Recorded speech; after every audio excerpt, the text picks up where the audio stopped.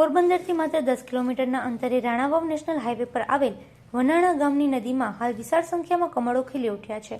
અહીંયા સમગ્ર નદી કમળવાળી બની ગઈ છે તથા કમળની ગુલાબી ચાદર પથરાઈ હોય તેવા કુદરતી સૌંદર્યનો અદ્ભુત નજારો જોવા મળી રહ્યો છે।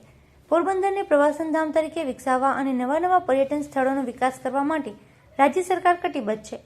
ત્યારે આ ગામના આગેવાનોએ એવી માંગ કરી છે કે આ નદીની આજુબાજુના સ્થળનો વિકાસ કરવામાં આવે અને તેનું બ્યુટિફિકેશન કરીને ફરવાલાયક સ્થળ બનાવવામાં આવે તો અહીંયા વિશાળ સંખ્યામાં પ્રવાસીઓ ખેંચાઈ આવશે, કારણ કે આ વિસ્તાર હાઈવેથી તદ્દન નજીક આવેલો છે અને સેંકડોની સંખ્યામાં કમળો ખીલતા હોવાથી આ ફોટો સેશન અને સેલ્ફી માટે તેમજ ફરવા માટે આ સ્થળને આકર્ષણ રૂપ બનાવી શકાય છે।